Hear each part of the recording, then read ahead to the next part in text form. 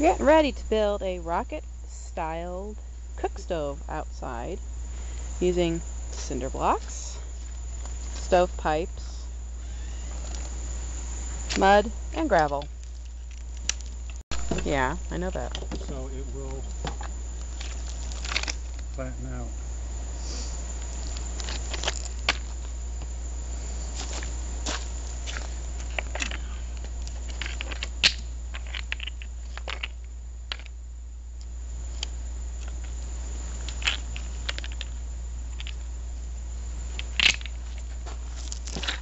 And we're using these solid cinder blocks to hold the hollow ones, so we can fill the hollow ones and make a more sturdier exterior for the cook stove.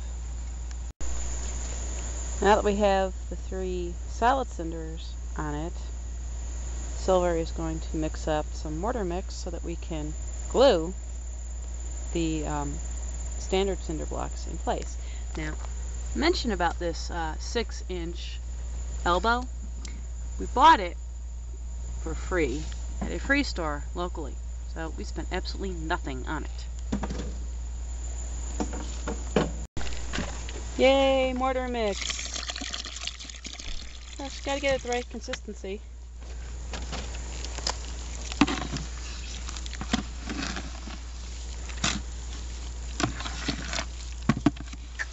What is that? It's called buttering.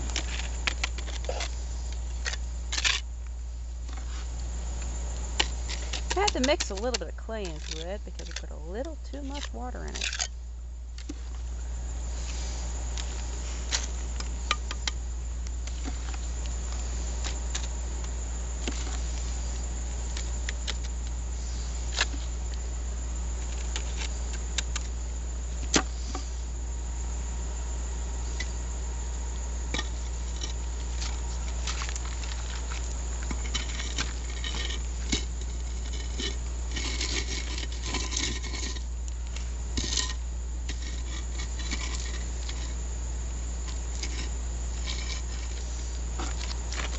A little uneven, huh?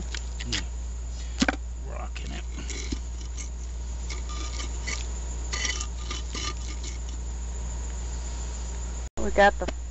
We've got the first layer of the standard cinder blocks on. We filling them before we put the next one? Fill them as we get it all done. So we're going to fill them when we get it all done. And that way they're a bit more sturdy.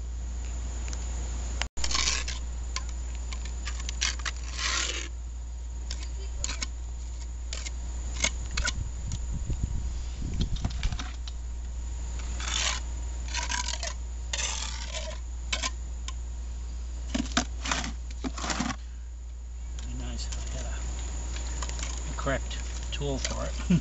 Yeah, well, it's in the house somewhere. Do what you can with it, right? Mm-hmm.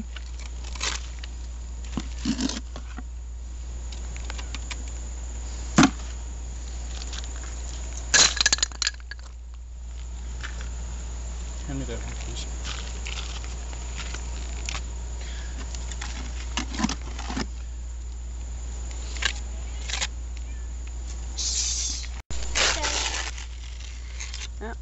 Next, we put another set of these flats on top to make a flat surface and for the chimney to go through. When we're done putting the stovepipe in, we're going to put something across the front to hold in the vermiculite, which of course is to insulate it. Then we're going to cover the outside in chicken wire and concrete. Now, FYI, this is partially an experiment for when we build our rocket mass heater for inside the house. Of course, we have to finish the root cellar and put on the addition.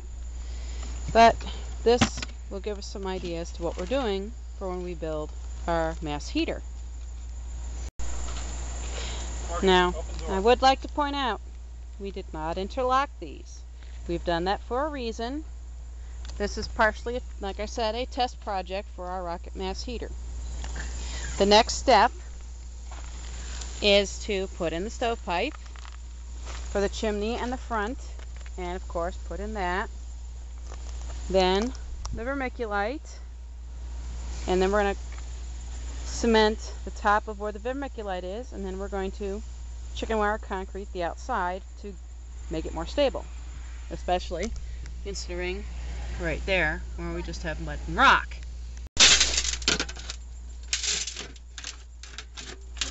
Cutting it to the correct length for the pipe that goes out, and using the short piece for the feeding tube. Well, there's the J-tube. We're going to be putting a few rocks behind it just to hold it in place so that it doesn't go very far while we fill it, and of course put a front barrier on it too to prevent the vermiculite from coming out.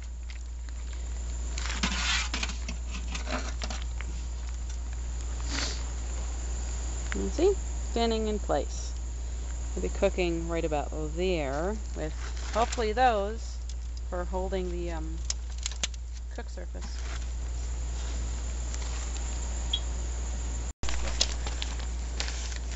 I'm happy if I get it. Percentage.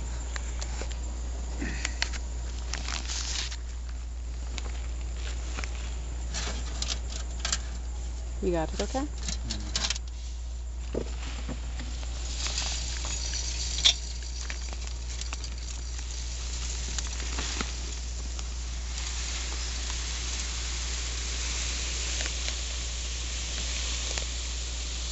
Hold on, hold on. Coming out there. I was trying to build it up. See, we got a hole.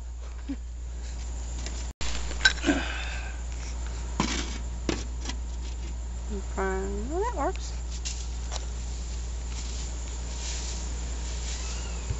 Actually, I think it's filling a lot more than you thought it would. Uh-huh.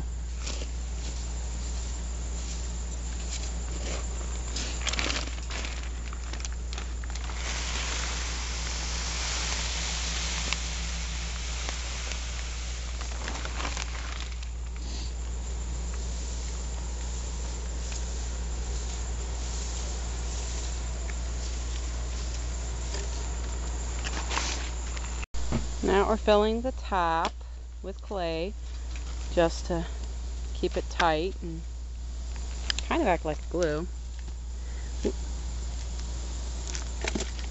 Interesting. Let go. It was moving.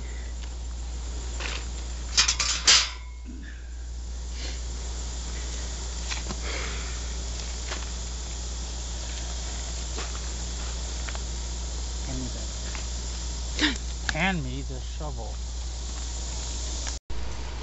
And let's see, the next step is us putting the concrete over this chicken wire.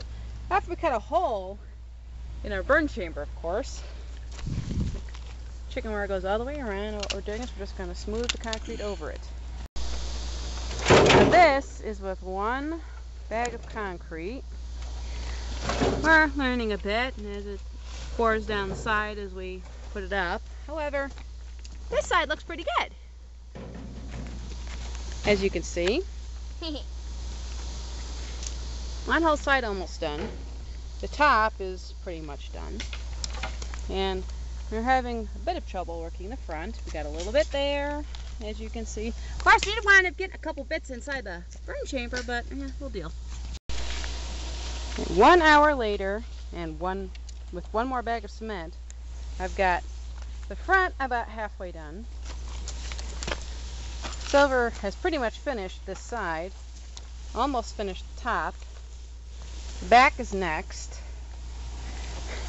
And this got started over here in a little teeny deaky corner.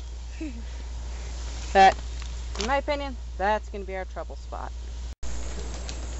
Okay, another hour later, last bag of cement that we had, which we're thinking we need another bag, maybe two. That piece, which is going to be our bane because it's so far out, he's going to tighten those once it all dries. You see, we got that side done. And we haven't done the back yet, but that'll be the next thing. And we've smoothed the top pretty much. Tripped a little, oh well. But that's it for right now.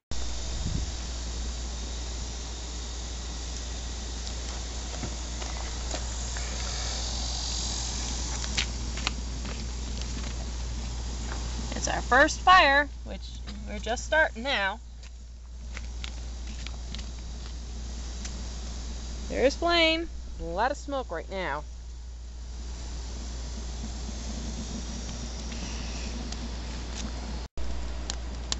Yep, about 5 minutes later, we've got wood burning. It's still smoking though. We're waiting for it to stop. Pretty sure that it will once it really starts heating up. And you notice we've got a pot on here just to see how quick it takes to boil that much water. It's burning very nicely. Another 3 minutes. No smoke. Good amount of heat. Let's try to get a picture of that wood again. It's burning. And still no boil though. So we'll see what happens. 130 degrees. Now it's 15 minutes later and it's 150 degrees in the water. Still no boil. Still got a pretty good fire going though. With about the same amount of wood we would have used to start a fire on our old cook stove.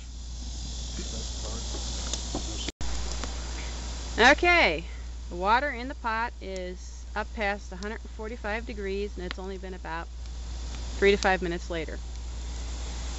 Burn chamber, as you can see, we actually have a small log in there and we are getting flames up through the top. Eventually we need to flatten that top out with when we do the next bag of concrete, so we can put the pieces of metal across so it'll rest the pot on it better. And see, that's the flame, the rocket part of the rocket stove. Yeah, we're just before a boil, under half an hour. I'd say 25 minutes to boil 2.5 gallons of water. And we've only used 8 pieces of wood, approximately. Well, not to waste the water, we're going to go take a bath. We still have a little work to do though, like I said. Need to finish with the concrete and then we're going to color it. Catch you later.